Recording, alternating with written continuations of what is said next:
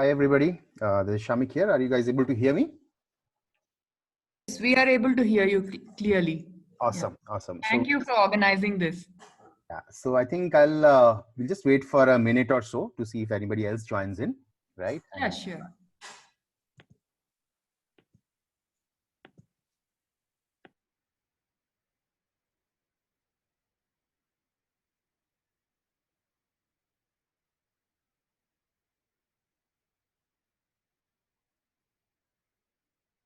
So I see Aparna, Pio, Narendra, and then there's E186FEF8.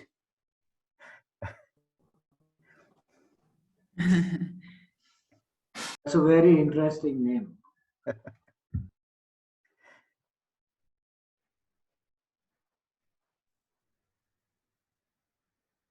No, it's spreading like that.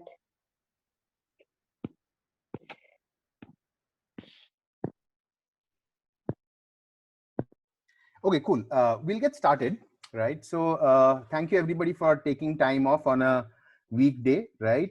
And I thought it'll be useful to kind of talk about this primarily because we see a lot of different questions. There are a lot of misconceptions about what is organic and things like that, right? So I think we'll do these regularly. We'll probably also invite some of our partner farmers at various points of time. So the next time we do this, we'll have one of our partner farmers in so that we can do a deeper dive. But today's session, we are going to keep it at the very basics, right? So let's get this started. So can anybody define organic for me? What do you guys think it means when we say it's organic food? No artificial pesticides or anything chemically derived items should be used in the process of growing it. It's Okay. like a very basic level. And also none of the technologies, latest technologies like biologically modified or something, you know, that instead of that, the basic seeds, if they are used to, you know. Right. So you're talking about GMOs, etc., which also Yeah, genetically modified, you know, those kind of Mm. brinjals and all that. And then all these artificial methods of, you know, fertilizers or pesticides, anything chemical based. Yeah, Right. instead of neem, instead of using neem or, you know, such Right. kind of things, the Right. compost also should be like organic compost, Yes. plant-based compost. That's what that is. Absolutely. Or cow dung or something can be used. Animal, like cow dung or something can be used instead of some chemicals. Right, right. So if you look at it, essentially there are multiple aspects to it. One is chemicals which are used during growing the food. This includes, of course, fertilizers and pesticides. A lot of people usually think, oh, organic means no pesticides. So that's not true, right? This is something that we have to be very careful about, especially when things are marketed also, right? A lot of times things are marketed as residue free, for example. Be a little careful about that, because what residue free basically means is that there are residues on the fruit or on the vegetables, but it is less than the a particular limit specified, right? So residue free does not mean organic. This is a clear distinction you should make, because a lot of things do get marketed as residue free. The second aspect is, it's not just about during the growing process itself, right? Because during the growing process, you are talking about seeds, fertilizers, pesticides, all of that stuff, but also in the how it is transported and then distributed or stored, right? For example, a lot of fruits, fungicides are used very often in fruits. For example, in grapes, fungicides are used, right? Because otherwise very quickly grapes develop fungus. So in organic, even that should not be there. No post-harvest chemical usage should also be there, right? If you talk about, you should also think about the ripening part of the fruits as well. So now the most worldwide commonly followed norms are what are called USDA norms, US Department of Agriculture norms. USDA actually allows some chemicals in the organic process. For example, USDA allows using copper sulfate as one of the chemicals that you might use for making fungicides sprays, right? So I think one is understanding what is organic, but second, also perhaps asking those questions. Hey, are you organic, as in do you use absolutely no chemicals, or do you use some of those few chemicals which are allowed? For example, again, borax is allowed in USDA norms of organic, because that helps improve the boron concentration in the soil, right? Now, the important thing to keep in mind is that it's not enough to just understand whether it's organic or not, but also whether it's organic with absolutely zero chemicals, right? That's something that we wanted to say. Now, if you look at, for example, zero budget natural farming, right, which is one of a lot of our partner farmers use what is called as zero budget natural farming, right? So zero budget natural farming in some sense actually goes even beyond organic farming, in the sense that in zero budget natural farming, you will not use things like borax, right? To basically, let's say you have to address this boron deficiency in your soil. There's actually a weed that you find across India's farms on the borders, etc. You can actually make a paste out of it and improve the boron deficiency in your soil, right? So things can even be beyond organic. In some sense, some forms of natural farming, you go beyond organic, right? So this is the first thing that I wanted to quickly talk about.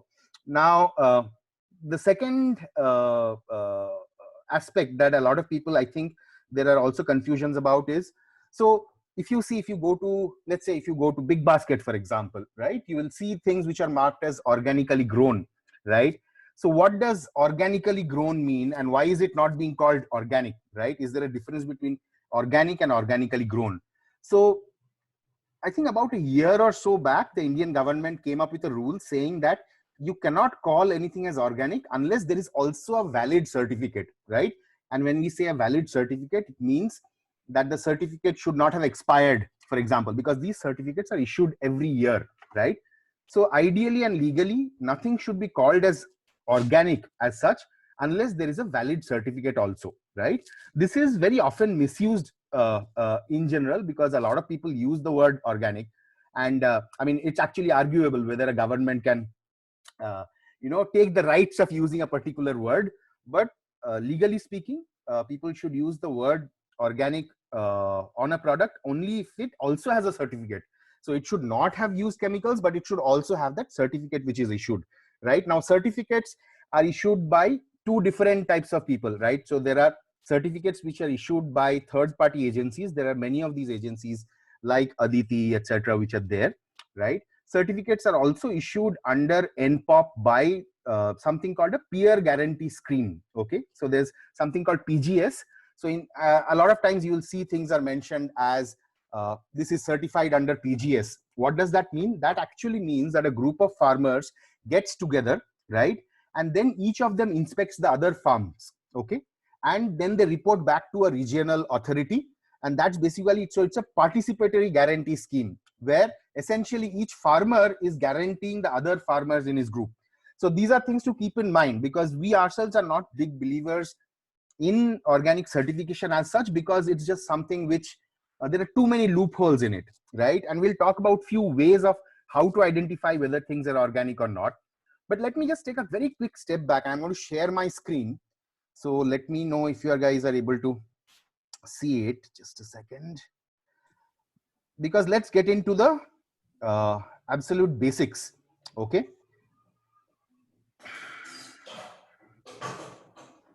Yes, we can see it. Okay. So I think the first thing, and this is something that we have, a lot of us have forgotten, right, is how is food grown, right? If you look at how food grows, soil has a very important part to play in it, right? And once we start all of our understanding from soil, and then go ahead from there, then I think things become a lot more clearer. So the first thing to keep in mind is that plants are actually in control. So if you see, this is how soil looks, right? You have plants growing on top of the soil. A big part of the nutrients, etc., that they rely on are actually in the top soil, the top 9 or 10 inches only, right? And then you have fungi and bacteria as the first step. And then the next layer, you have protozoa, nematodes, mites, and then you have earthworms and things like this. So a very easy way to, so something very important to keep in mind is all of these things that you see in the diagram are actually together working to create our food, okay? So it's not just the plants, but the fungi, the bacteria, the protozoa, the beetles, the earthworms, all of these are together producing our food. This is how food has been grown all throughout centuries, millennia, etc. Right? These all have very interesting reactions between them. Okay, let me give you a quick example. So when I said that plants are in control, what does that mean? So which basically means that plants are at the top of this whole system, right? So now let's say there's a plant there, and this plant is basically the plant is happily taking carbon dioxide from the air, using solar energy, doing photosynthesis, creating a lot of sugars and carbohydrates, right? And then what they do is, let's say this plant gets a sickness, right? So it has a pest attack, or it gets a disease, right? So what does the plant do? It does a very interesting thing. The plant creates what are called as root exudates, okay, which are basically secretions from their roots. These secretions from the roots attract the type of bacteria and the type of fungi which will actually help them fix that disease. So this is a very, very interesting thing, right? That plants get a disease, they act like their own doctor, and they create those root exudates which will attract that type of bacteria, right? So in some sense, these bacteria and fungi are like mini farmers who are trying to grow your food. This is something very important to understand, because this is also very much like how human health also operates, right? All of us have heard of probiotics. We know that there are more bacterial cells in our body than there are human cells, okay? If you go into our gut, for example, it's full of bacteria, right? And most of them are all good bacteria, right? These bacteria help us absorb our food, absorb nutrients from our food. That's why it's good to have fermented food. That's why it's good to have buttermilk and things like that, because it helps those gut bacteria thrive. And when we, eat out a lot of oily food, eat stuff from Zomato, don't keep good food habits, then a lot of these gut bacteria die away as well, right? Which causes a lot of problems for us. So similarly, as we see, gut bacteria play a very important role in human health. Similarly, bacteria play a huge role in plant health as well. But plants are in control. They are doing all of this stuff. So how does this work? So bacteria have basically got attracted by the sugars that the plant produced by doing photosynthesis, right? And then these bacteria and fungi are also eaten up by the secondary consumers, those nematodes. And when they eat these bacteria up, at that point of time, nutrients get released and they become accessible to the plants. So this is how the whole nutrient cycle goes. So as things die within these cycles by being eaten up by others, then nutrients are released, which helps the plants finally, right? Now, very important thing to keep in mind is our body needs, of course, it needs proteins, carbohydrates, this, that, right? But it also needs a lot of vitamins. It also needs very, very small trace elements, right? It needs things like zinc, it needs things like cobalt, it needs things like manganese. So where does all of this finally come from? Where do all of these minerals come from, right? It's important to think about that. It all comes from the soil finally, right? So everything, all the nutrients that we need in our body finally really comes from the soil, right? Carbohydrates, yes, you are basically, carbs are being finally made as sugars by using just carbon dioxide in the air and solar energy, right? But most of the other things are finally coming to us from the soil. This is very important to note, because this is the basis of organic farming, right? So true organic farming is something where the farmer is focused on feeding the soil and making sure that the soil has so many different things in it, because only when that is there will the plant be healthy, and will the plants get actually can produce those nutrients to you as well, right? Let's take a step back. This is how food used to be grown till the 1900s, okay? Then First World War came. What happened when First World War came? Suddenly, soldiers have to be fed. People started talking about, hey, we have to become more and more efficient. We need to produce more food and things like that, right? At this point of time, there was this German chemist, Haber, okay? And his name you'll find in a lot of our class 5, 6 chemistry books. So Haber, basically, he figured out a way to fix nitrogen from the air, right? So if you look at plants, they need 78 different elements of the periodic table, just like our body also needs these small amounts of zinc, manganese, etc. But the biggest three things that they need are N, P, and K, right? Nitrogen, phosphorus, and potassium. These are the three most important things that they need.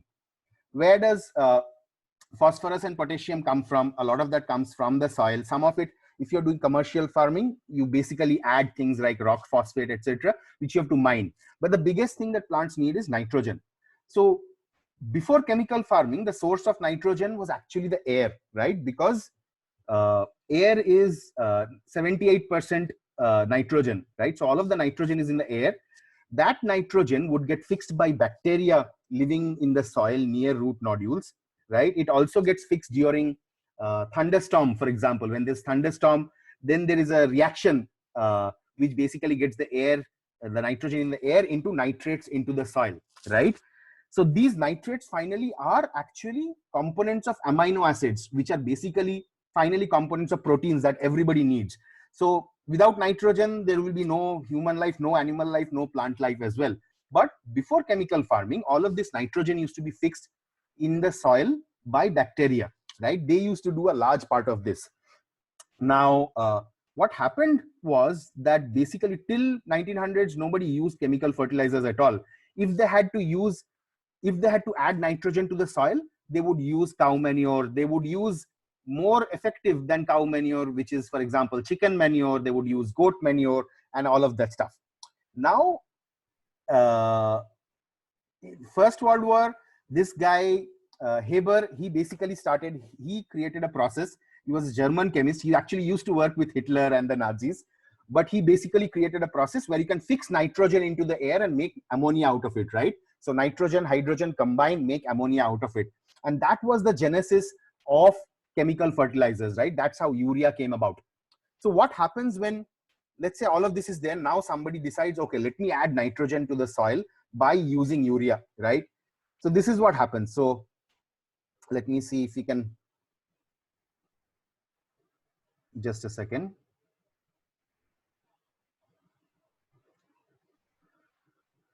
Let me just click this and see.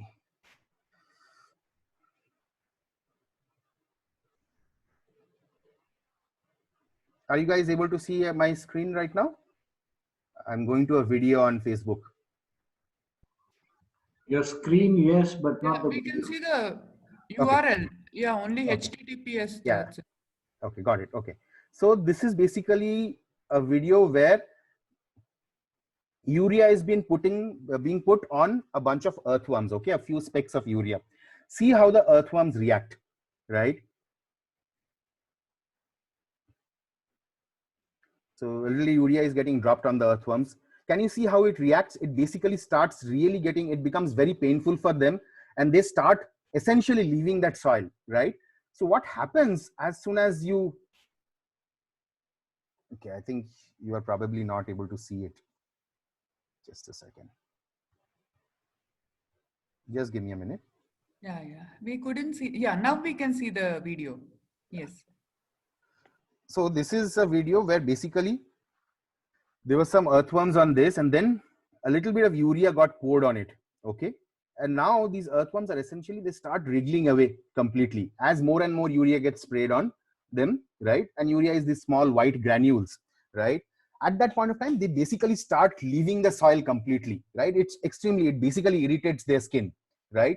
So now the thing is, this is what happened in our soil when urea started getting applied. And again, after the First World War, it still didn't come to India, right? It was still happening in the US. But then the other thing that, so once they applied this urea on the soil, they saw a few things. So one is earthworms left, but he can, no problem. Let me just close this. Yeah. So earthworms left, not a problem.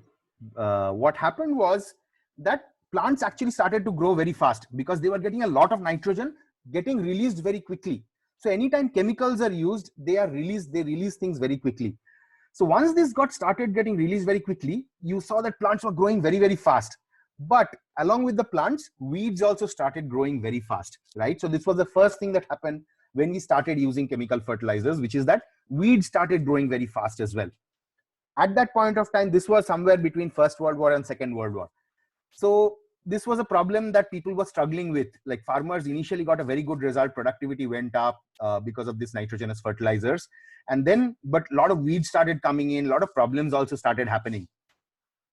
During Second World War, the same group of chemists, right, this Haber and other guys, they essentially invented nerve gas, right? So nerve gas, after Second World War, these factories were all like there was no need to create chemical weapons anymore, right? So they had to find use for these factories, and that's where they realized that, hey, hang on, nerve gas, the chemicals that are used in that, called many of them are called organophosphates. Okay, these organophosphates are something which can be used as herbicides to kill all of those weeds as well. So because of chemical fertilizers, a lot of weeds started growing. Now to kill those weeds, we took nerve gas and we created chemical pesticides, right? This is how the whole thing worked. Now the problem is, we looked at that soil food web. All of this finally completely dies off when we use both chemical fertilizers as well as pesticides. In general, we talk a lot about pesticides, but we don't talk enough about fertilizers, right? And so this is something very important to keep in mind when you are evaluating organic farming or organic food, right? And the core of organic food really is how good your soil is and how you are feeding the soil, because if you feed the soil, that's when good produce will come out of it.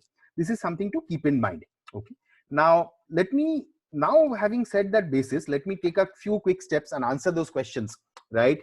So one question to ask is, let me go from actually bottom. So one of the questions is, what about hydroponics, right? Is that something we should explore? So hydroponics is essentially how hydroponics happens, is that you grow all your vegetables in water, right? So there's no soil, you grow things in water and you add NPK and some of these other nutrients into the water, right? So you actually add chemicals into the water. This is something very important to note. So hydroponics is not organic, right? In hydroponics, you are basically adding chemicals into water, right? And then plants are growing.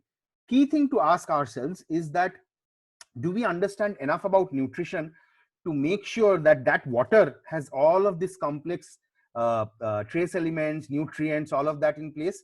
Probably not. So hydroponics, the good thing about hydroponics is that because it's grown in a protected environment, it gets very little pest attacks. So you don't need to use pesticides. In most hydroponics produce, you don't need to use pesticides. So that's the good part. The bad part is it's not actually very nutrient rich, right? And it is not nutrient rich because it's not being grown in soil. So we are not very supportive of hydroponics in general. We feel that it is a bit better than conventional produce, but it does not compare well with soil grown produce.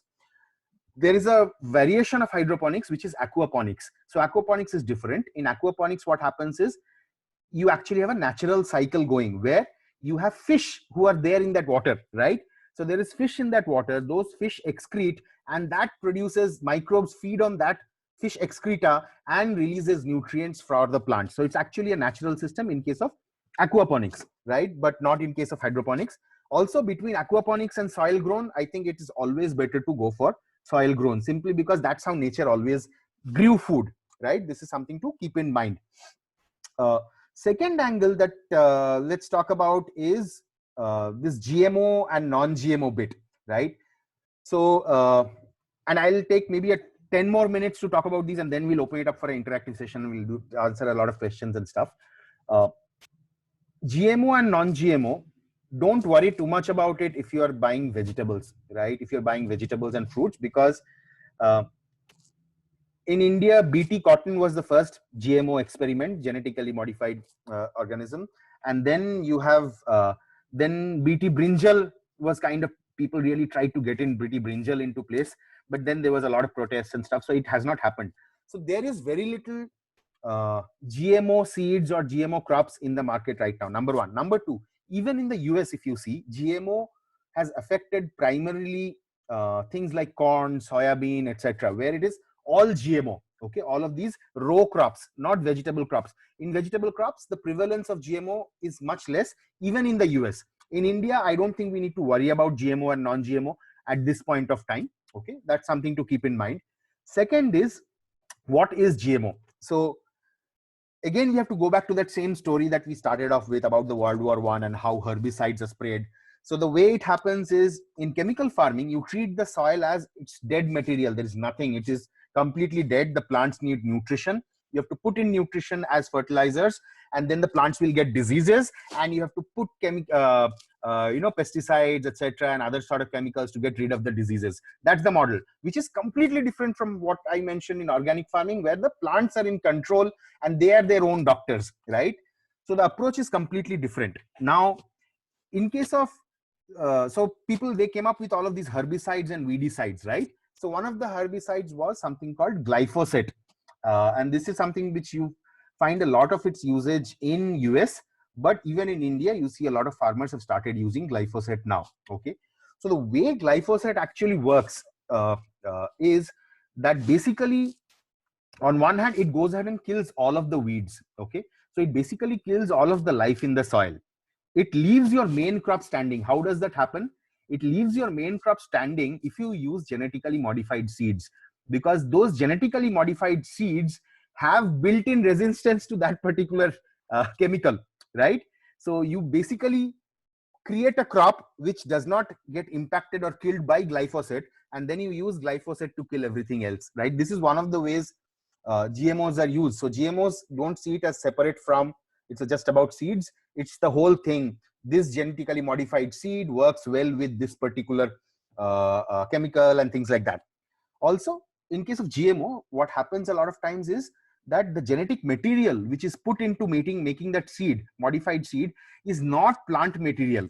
Very often, for example, things are taken from microbes or from bacteria, and that is inserted into the plant genome to do that. Now, the problem is, this is something which is extremely risky, right?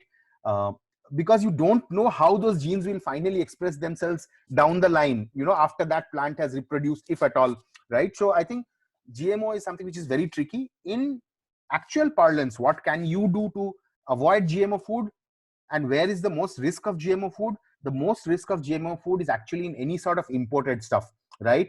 So any imported biscuits, any imported baby food, snacks, etc., please look at them carefully, because they are the biggest source of GMOs. And there is unfortunately absolutely no regulatory oversight right now by the government to prevent GMO based food to come into the country, right? In terms of, we are saying that, oh, GMO seeds we are not going to introduce, and we do a big hangama about BT cotton, BT brinjal, but there's nobody checking a biscuit which is coming in by ship from China or anywhere to see whether the contents of that have GMO. So there is a lot of GMO tainted food in India right now. A lot of that is imported. Be very careful of things which use corn or soybean specifically, because these are the ones which have the most amount of GMO. Okay, so this is something to keep in mind about GMO and non-GMO. What food should I buy organic? This is an interesting question, and we'll talk about it. See, organic, very unfortunately, is more, you end up spending more if you buy organic food, and we'll talk about some of the reasons why that is so. It does not have to be so, but why it is so. But so now the thing is, let's say you have 5,000 rupees per month or 6,000 rupees per month as your grocery budget, right? And you are trying to decide whether I want to buy everything organic. So you're going to buy rice, you're going to buy bread, you're going to buy vegetables, you're going to buy fruits, you're going to buy oil. Should I buy everything organic? Is that the best thing to do? Or should I buy some things organic, some things regular, conventional? So the way I think about it, and I'll share how I do it, is that essentially, ideally, yes, if you buy everything organic, that is probably the best thing, because it's good for the, number one, it's good for the environment. Number two, the nutrient quality of organically grown stuff is actually higher.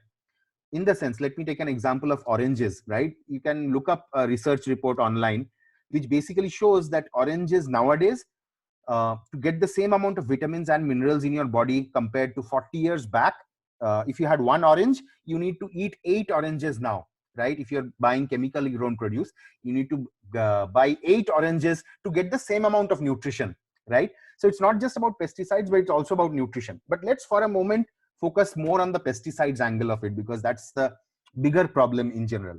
So the way I think about it is, I basically say, okay, let's look at it at 2 dimensions. One is, how am I going to eat that food, raw, or am I going to cook it? If I'm going to cook it, am I going to cook it for a long time? Because if I eat something which is raw, right, then the chance of some efficacy of the pesticide remaining is much higher, right? I've just washed it. Maybe I've washed it with vinegar or baking soda or something like that. But if I have cooked it for a long time, a lot of the pesticide gets destroyed, right? With the heat and things like that. So that's one direction that I look into, that whether the whether the food is something which has been cooked a lot and processed a lot before I'm eating it. If so, probably I can live with non-organic stuff as well, right? On the other dimension, I see how much time has passed since that has been harvested. If something has been harvested just some time back, then again, if pesticides were used on it, then it would have been more its efficacy would be more high. If it was something which is harvested 2 years back, if I have kept it in storage, a lot of the pesticide efficacy would have gone by now, right? So I look at these two dimensions, right? Whether how long back was it harvested and how am I going to cook on it. If you look at that, the way it works is that things which fall in this part of it, things which are harvested very near and things which are not being cooked are like things like salad greens, for example, right? Things which all the greens that we eat raw. So greens are something that you should definitely look at an organic source, because they would have had sprays done 1 or 2 days before the harvest has happened, and you are eating it just after harvesting. If you are having spinach, you are doing just a light saute, right? So you are eating it without cooking it too much. And if you are eating raw greens, of course, lettuce and things like that, things like cucumber. So then next comes fruit like cucumbers, tomato, etc., which that might have been harvested 1 day back. Greens might have been harvested a few hours back, right? So cucumber, tomato, this, that, but you're still eating it raw. These also should be organic. Next comes vegetables, which are, which might have been harvested a little longer, and which you are probably going to cook a little bit more, right? So cucumbers, tomatoes, carrots, these are all ground, which you're eating raw. But now let's say your brinjals, right? Let's say your radish, for example, if you're going to cook radish, right? These are things which are like less important. It's still important to have it organic. Then comes your fruits. When you are looking at fruits with a thin peel are things which you are better off buying organic. And it's always better to eat fruits with the peels, because the peels have a very high concentration of nutrients amongst them, right? So unfortunately nowadays we worry, hey, is the peel good? Let me at least cut it off so that I can get rid of the surface pesticides and so on and so forth. But the way to think about it is, if it's a banana, okay, I'm not going to eat the peels, I'm going to remove the peel. So maybe it's okay if it is inorganic, right?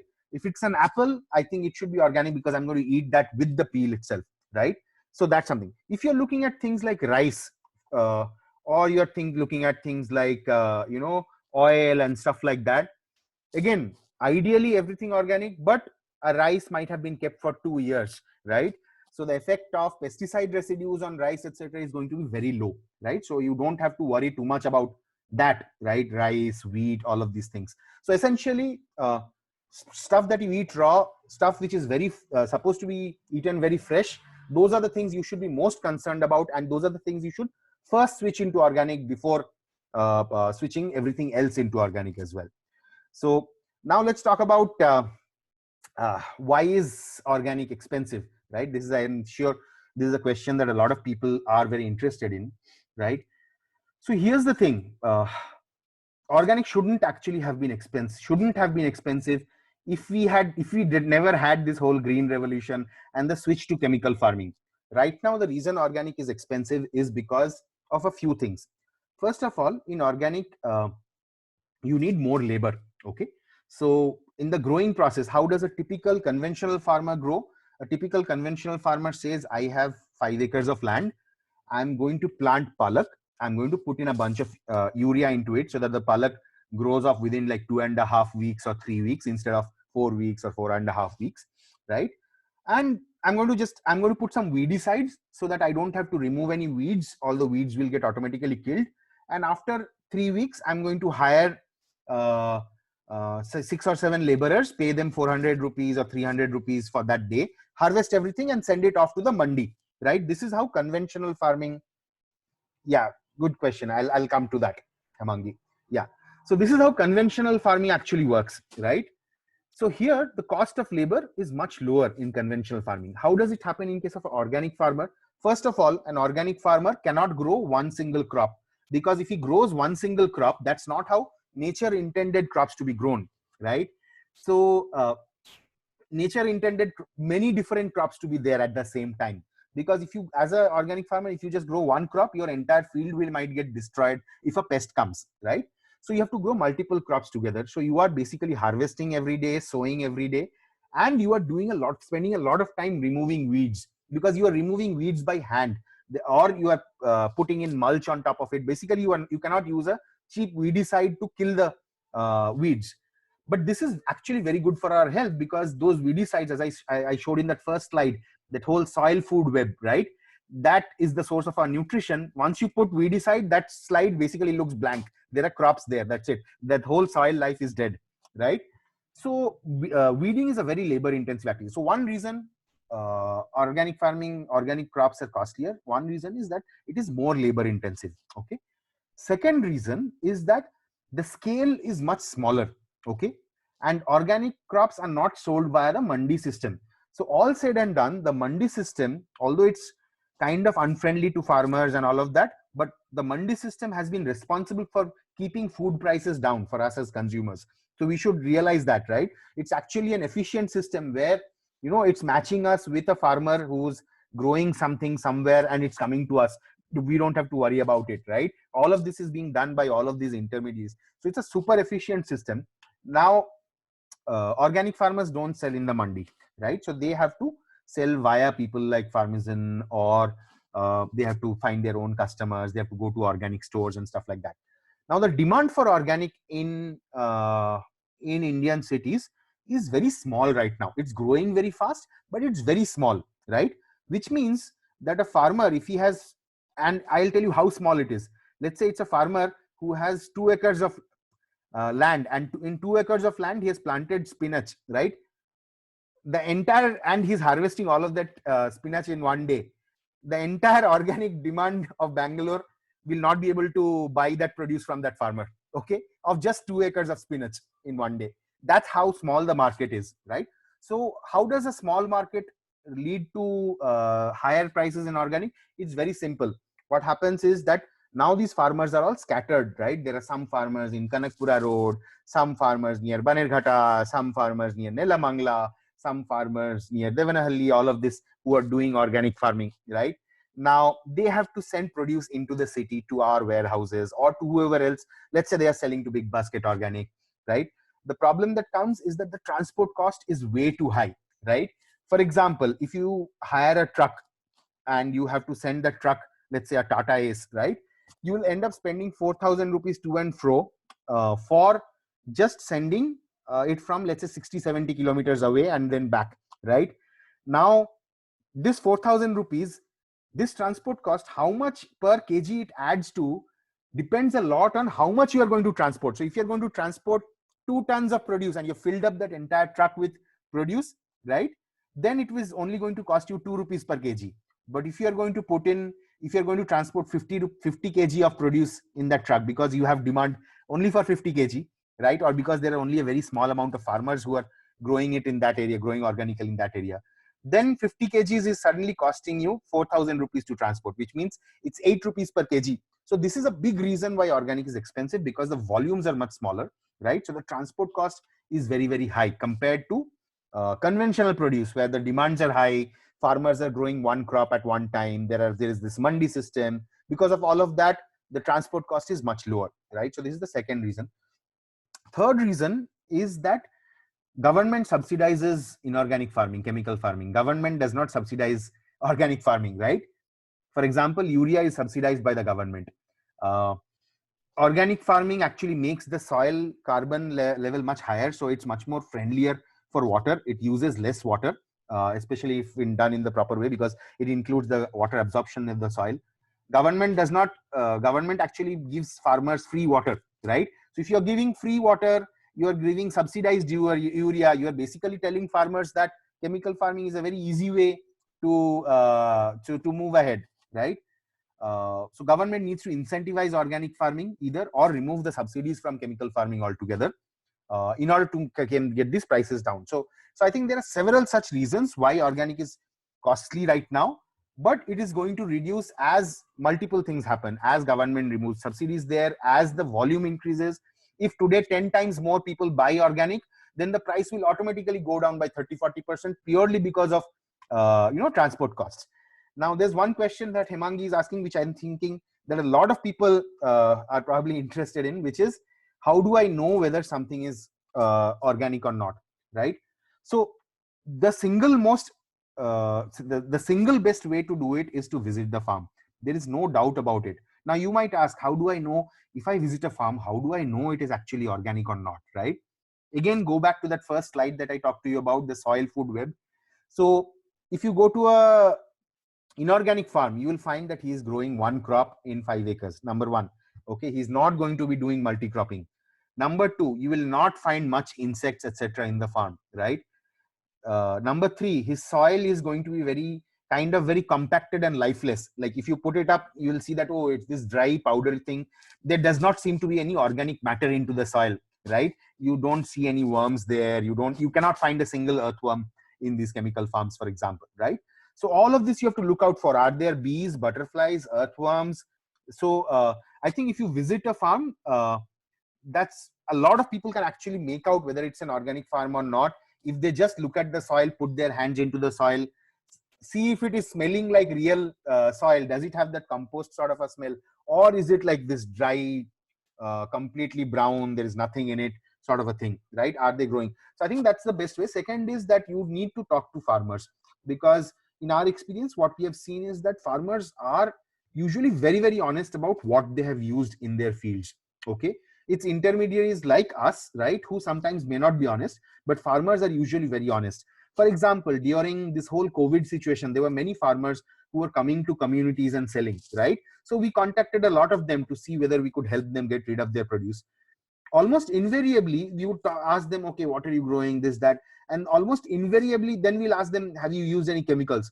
So many of them, I mean, almost every one of them said, yeah, we have used chemicals. Now, they didn't have to say that, right? But they are being honest. So across thousands of farmer interactions, we have seen that farmers are very upfront about, hey, we have used chemicals in this. Just yesterday, for example, we were talking to one farmer, right? And he had, in fact, he used to supply beetroot earlier to us. He has done carrots with us. He has done sambar onions, right? So I knew that this time he's growing tomatoes. So I asked him, what's going on with your tomatoes this time? So he said, sir, I can't give you the tomatoes because I tried really hard, but I got a fungus attack. I went to the Krishi Vigyan Kendra here and I asked them, and we used sour buttermilk. We did all sorts of techniques, but it just did not get. So I was going to lose all my crop. So I ended up using a couple of sprays. So I'm going to get rid of it in the local market. So usually what we have seen is, this is a typical day in our life. Like we hear this from farmers a lot of times. They volunteer information if you ask them enough, right? So the best thing is to build a relationship with the farmer, visit the farm. Now, that's not always, of course, practical.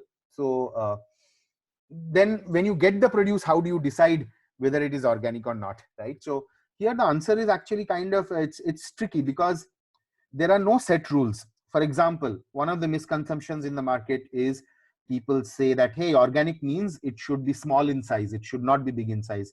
That's not true at all. In organic, sizes can vary very significantly. Sometimes they come out very small. Sometimes they come out very large, because the sizes depend on A, what seeds have you used, B, what is the soil fertility level in that particular farm, C, whether it was planted at the right time or not, right? Did it get rain at the right time, for example? So there are just way too many things which could be there, right? Which is why it is not correct that looking at big size means bad. In fact, for example, in most organic farms, bottle gourd will be very big, whereas things which we find in the market are usually of that same small uniform sort of a size.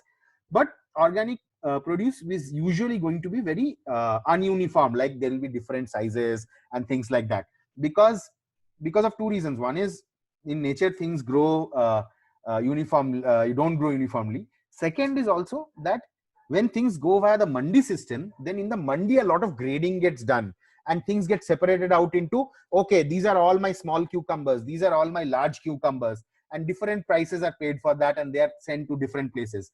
So if you're getting very uniform produce, then it's likely there is possibility that it could be something which is bought from a mandi, right?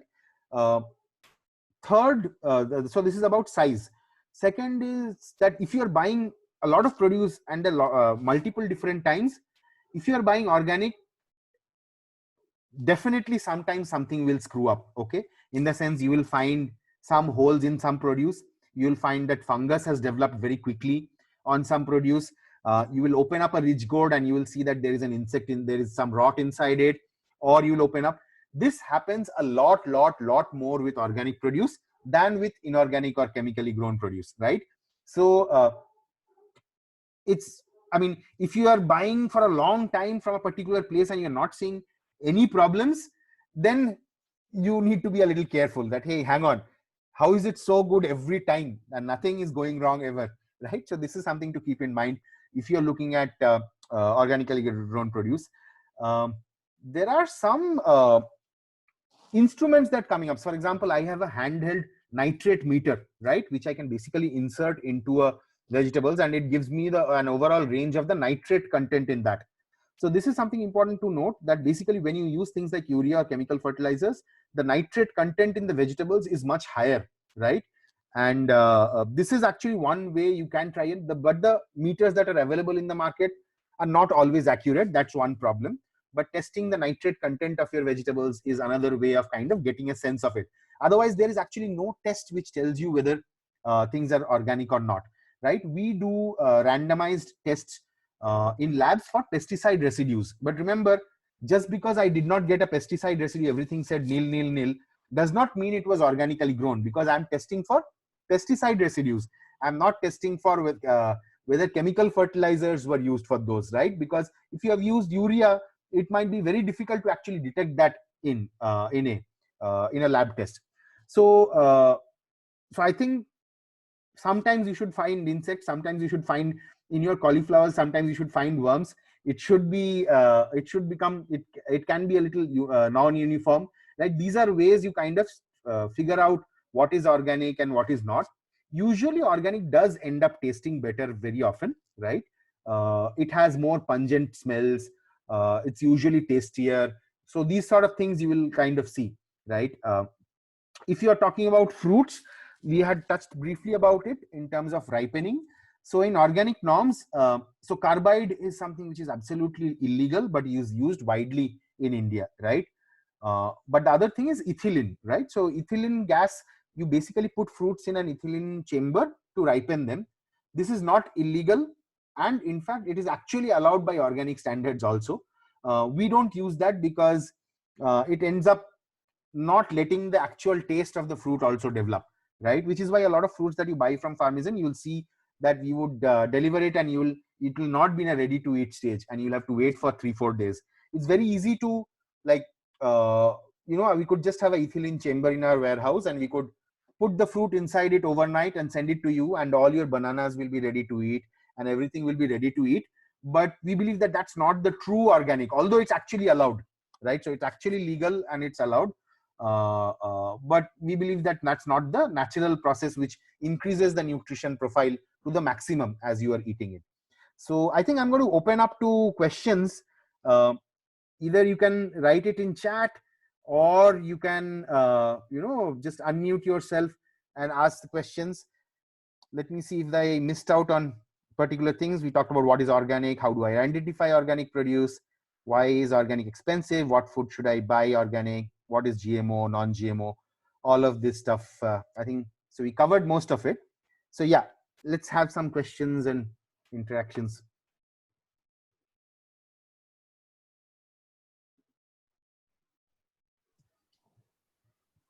It was a very good presentation. So I would like to know, is there any WhatsApp group, or what is the modus? You wanted to present more of such, classes and all that. So how do I continue my journey with your? Sure. So I think next time we'll probably call one of our partner farmers, and we'll probably get a little deeper into it, right? Mm-hmm. What is very important, I think, for us to explore, because we have all forgotten it. And before we started Farmisen, I also had no clue, right? Which is the role that soil plays in our nutrition, right? And it is scary, the situation of the soil thing right now, because every year we are losing almost 1 millimeter of soil, topsoil in India, right? If nothing changes by 2060, we are pretty much going to be done without any good topsoil left. And then the only option we have would be to grow food using hydroponics, right? You have to grow food in water. But what that will do to our bodies, we don't know, right? I mean, if you, I mean, and we can already see a lot of the examples of what this is doing, right? Nowadays, if you go ahead and do a typical, diagnosis test, a lot of us will have issues with respect to kidney function. We'll see that our kidney function is weak. Why is that? A lot of that is because of, it's not just because of sugar and things like that. It's also because our kidneys are working overtime. Because when we eat food which has pesticides in it, the body gets rid of those pesticides. How does the body get rid of those pesticides? The kidney does that, right? So the kidney is always working overtime to get rid of all of this food that we are, consuming, which is which has pesticide residues in them. And that's one of the reasons, for example, that we see so many lifestyle diseases coming up nowadays, right? I think somebody else has a question on chat. Is there any way to identify carbide ripened fruits? So, okay. So basically, carbide ripened and any artificial ripened fruit will look completely ripe, but will not taste ripe, right? That is the fundamental test of whether it has been artificially ripened or not. Unfortunately, it is not easy to differentiate between what is artificially ripened using ethylene and what is artificially ripened using carbide. That is a little more difficult to kind of gauge. It differs a little bit on also fruit to fruit, right? So every fruit shows some different characteristics, right? For example, sometimes in mangoes, in carbide ripened fruit, a lot of times what happens is you see that the fruit is a little ripe from outside, but it's not ripe inside. Okay, that could be one indication of things which have been artificially ripened, right? Because ideally fruits actually ripen from the inside outwards, right? But this is ripening from the outside in. But remember, these are all, there is no big thumb rule as such. So you have to analyze each particular one because all the fruits have different cases. So that was my answer to Santosh. Okay. I think there's a power cut here. Hopefully my internet connection is still on. So hang on, it will come back. Just a second. Any other questions? We still have 10 minutes left, so we can take other questions. Okay. Can we ensure that the veggies are safe to eat just by soaking and washing with salt? Okay.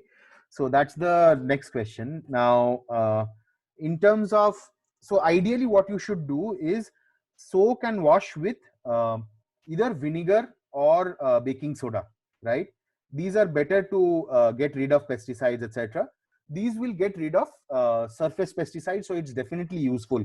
You should definitely do that because if there are any surface pesticides, you will get rid of those. There are things which unfortunately also soak into the vegetable body itself, right? So some of it you will not be able to get rid of, things which have soaked inside the vegetable itself. But yeah, nothing. See, end of the day, getting rid of chemicals from our life is almost impossible unless we live in a jungle, right? Because we are using household cleaners which have so many chemicals in it. When we use deodorants, right, they have a lot of harmful chemicals in them. So there are chemicals everywhere, right, which essentially means that we have to always reduce them. It's impossible to get it to zero. So yes, cleaning vegetables and fruits extensively by using vinegar water or soda water is, I think, a good idea. Okay. Now, especially when you are eating it in the raw form. But see, you should really try and buy food from a source that you can trust, and ideally try to visit a farm or two as well. Because if you can do that, then like too much of like removing peels, etc., is not such a great idea, right? Because as I said, peels have a lot of nutrition. But many of us are so scared that we say, oh, apples, we are going to take away the peel and then we eat it. Then you are missing out on half of the nutrition that's there in the apple, right? So it's a balancing act that you have to play. I think Sanvi is asking, I moved out from Varthu recently. Any close farm to me which I can visit?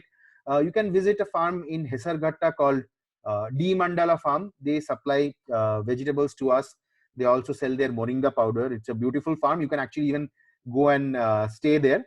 So I'll just drop in my, I think many of you, this is my phone number and WhatsApp.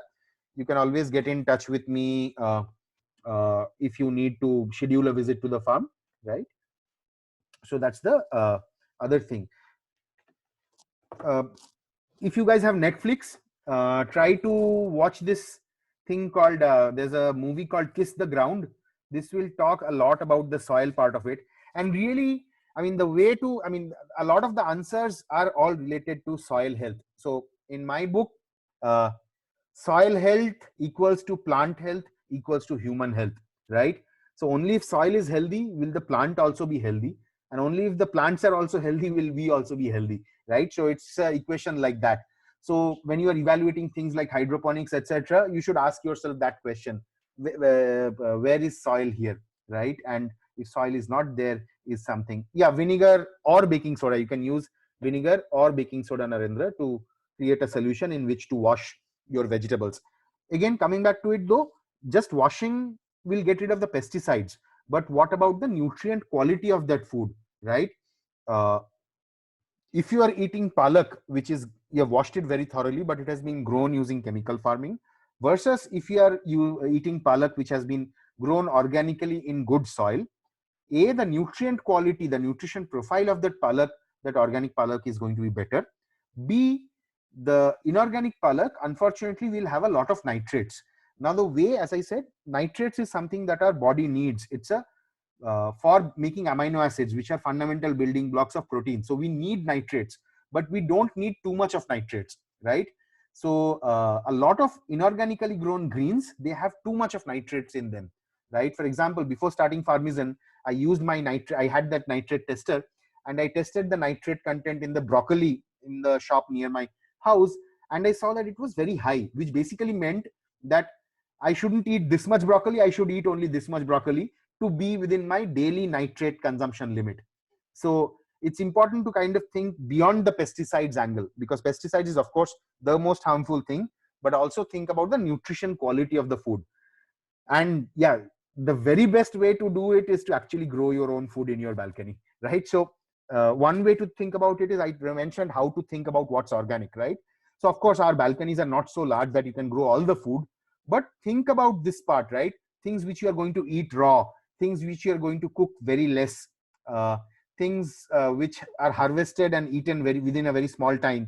Those things maybe you should try and grow at home, right? Which is why definitely try to grow your greens at home, because if you're growing your greens at home, not only is it extremely environment friendly, I mean, you don't even spend effort from taking it to the farm and bringing it to your home. You are doing it yourself, so it's very environment friendly, but it's probably the healthiest option as well. Secondly, it helps you, create your own compost, put it on your own soil.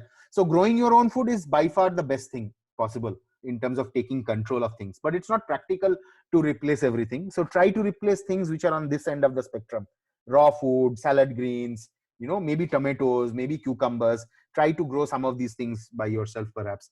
That's the best way. Any other questions?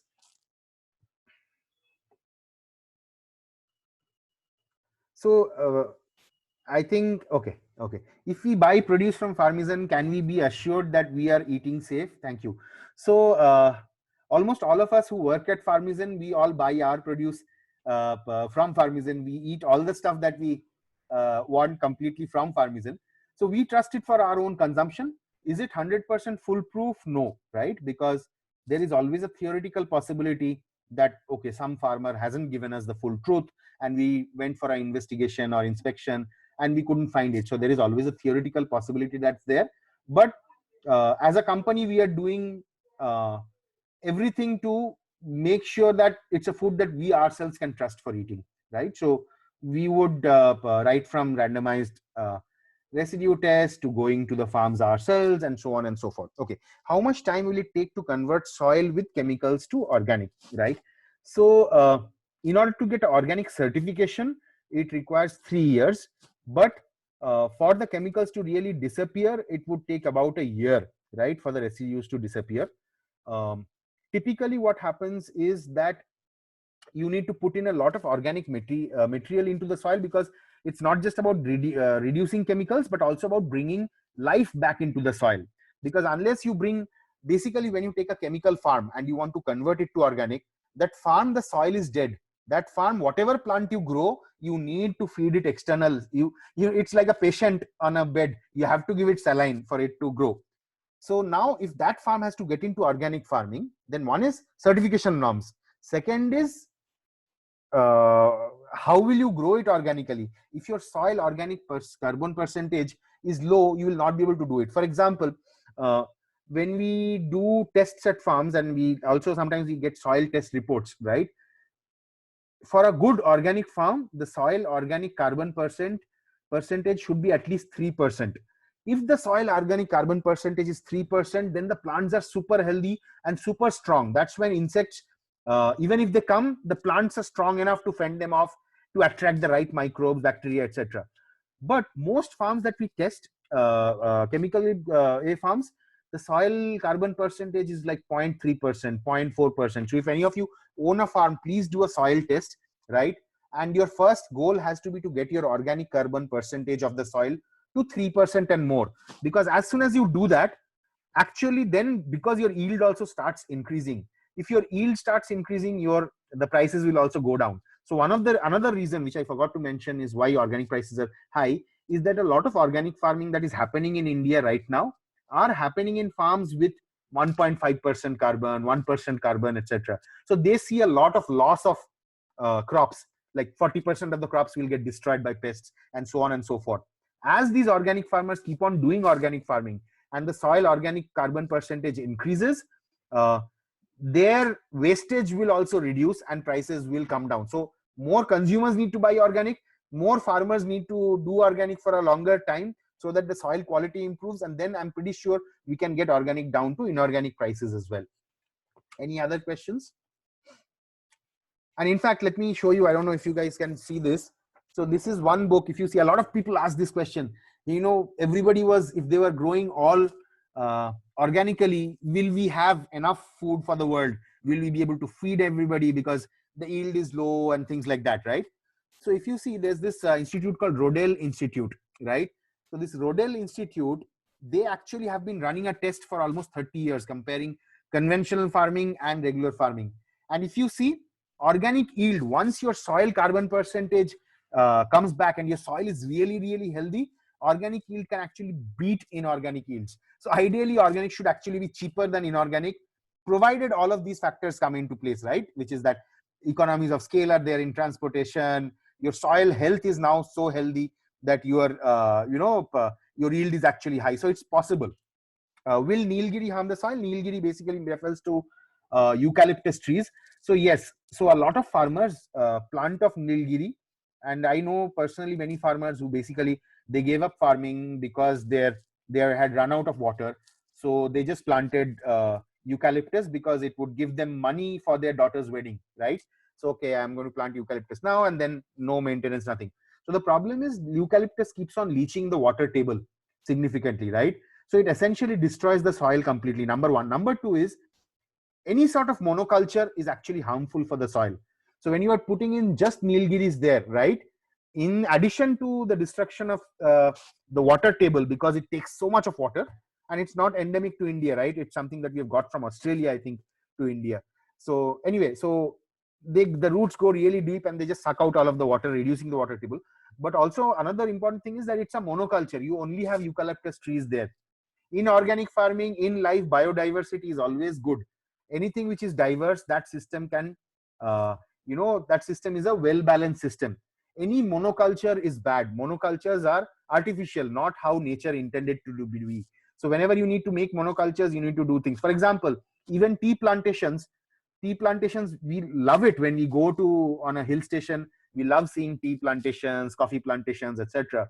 But if you really look at it, these tea plantations, they were made by the British, and they destroyed the ecosystem, and they made monocultures out of it, right? They actually destroyed a lot of the biodiversity to make those monocultures. They look beautiful and all of that stuff. They produce nice tea, but it's not natural, right? So something to keep in mind. So yeah, Nilgiris definitely do harm the soil. Nilgiri. Any other questions? Okay, so if you have land which has eucalyptus in it, first you need to take off the eucalyptus, and after that, the good part about nature is that nature regains life very quickly also.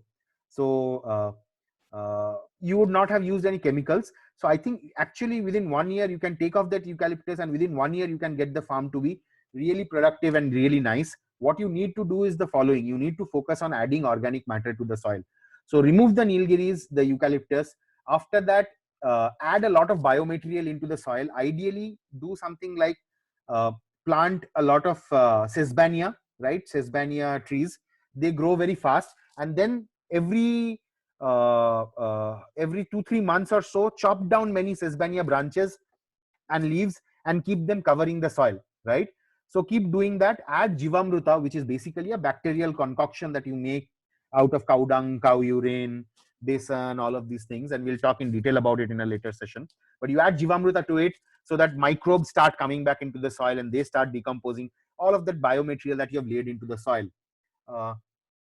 Go to a nearby field. If there are sugarcane fields there, or if there's a sugarcane factory, get sugarcane bagasse, right? Cover your soil with all of that, and basically let composting happen on the soil, on the ground there itself, right? Once you start doing that, life will start coming back into the soil, right? Now, essentially, suddenly all those worms will start coming back in, right? Earthworms will start coming back in. Nematodes will start coming back in. A lot of different type of microbes. So you need to do this for a year, and you need to start planting a lot of other trees. One of the things that we tell many of our farmers, see, if you go to farms nowadays, or if you go to fields nowadays, most farms are, you'll see only vegetables, right? Again, not really a natural way to grow food. You should ideally have trees and vegetables together in the farm. That's when the system is the most balanced system. And truly what we call as natural farming, right? True natural farming will have all of these. True natural farming will not just grow vegetables, it will grow vegetables and trees, because there is also a big relationship between trees and vegetables as well. And there are certain complex things. For example, trees prefer fungus. I talked about fungus and bacteria. Trees prefer soil which has more fungus in it. Vegetables prefer soil which has more bacteria in it. So there's always a very interesting thing going on, and it's better to have a diverse farm which has trees as well as vegetables growing in it. Any other questions?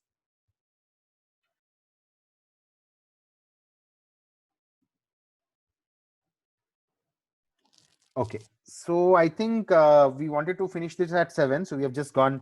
So we will call it a day. Thank you so much, everybody, for taking time out, and I hope it was useful, and I hope it gave some sort of a sense around what organic is and how to look at it. I think just one thumb rule: think of how your food is related to the soil that it is grown in, because that is at the core of it all. Okay. iPhone raised hand. Somebody has raised a hand. Hello. Yeah. Yeah. At what time it has started? I was late. We started at 6 o'clock actually. Oh, okay. So we'll do another session sometime soon. So I hope it was useful. Thank you guys so much. It was very useful. Thank you very much. Okay. Take care, guys. Bye-bye. You too. Bye. Thank you so much. Thank you. Okay,